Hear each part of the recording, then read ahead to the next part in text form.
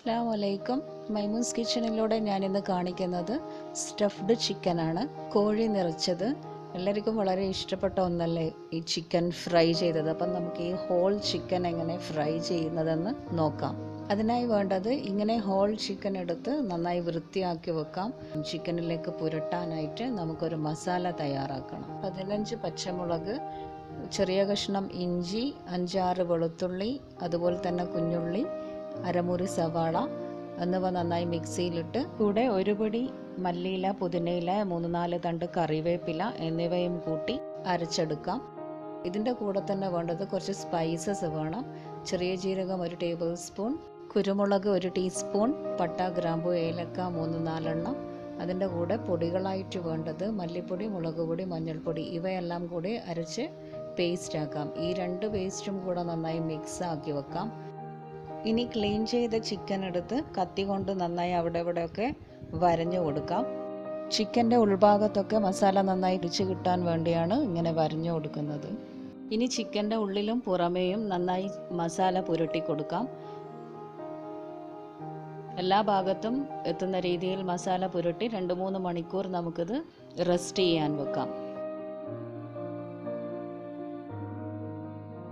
അതിനുശേഷം മാരിനേറ്റ് ചെയ്ത് വെച്ച ഈ ചിക്കൻ പ്രീഹീറ്റ് ചെയ്ത ഓവണിലേക്ക് വെച്ച് ഒരു 15-20 മിനിറ്റ് നമുക്കൊന്ന് കുക്ക് ചെയ്യാം. ഒന്ന് വെന്ത് കിട്ടാൻ വേണ്ടിയാണ് നമ്മളിങ്ങനെ ചെയ്യുന്നത്.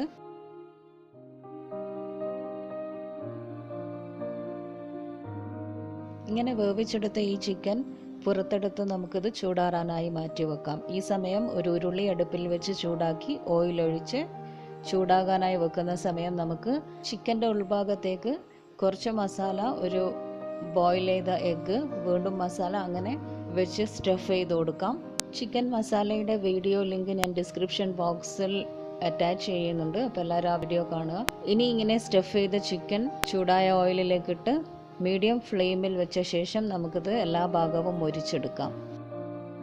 ഇനി അങ്ങനെയല്ലാതെ മസാലയും മുട്ടയും സ്റ്റഫ് ചെയ്ത ചിക്കൻ ഒരു മുട്ട ബീറ്റ് ചെയ്ത് അത് ചിക്കൻ്റെ പുറത്ത് എല്ലാ ഭാഗത്തും ഇത് ബ്രഷ് ചെയ്ത് കൊടുത്ത ശേഷം ചൂടായ ഓയിലിൽ ഇട്ട് ഫ്രൈ ചെയ്യാം. ഹോൾ ചിക്കൻ ഫ്രൈ ചെയ്യുമ്പോൾ അതിൻ്റെ കാല് നൂലുകൊണ്ട് കെട്ടിക്കൊടുക്കാൻ മറക്കരുത്.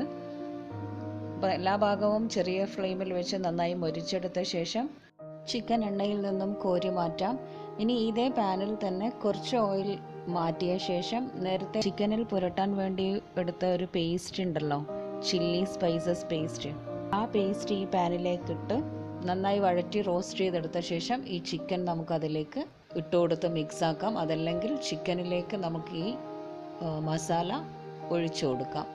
ഇനി ഈ ചിക്കൻ നമുക്ക് ഗാർണിഷ് ചെയ്ത് സെർവ് ചെയ്യാം. റൊട്ടി, ചപ്പാത്തി എന്നിവയോടൊപ്പം നല്ല ടേസ്റ്റി കോമ്പിനേഷനായ സ്റ്റഫ്ഡ് ചിക്കൻ ഇവിടെ തയ്യാറായി. എല്ലാവരും ട്രൈ ചെയ്ത് നോക്കൂ. Thank you for watching.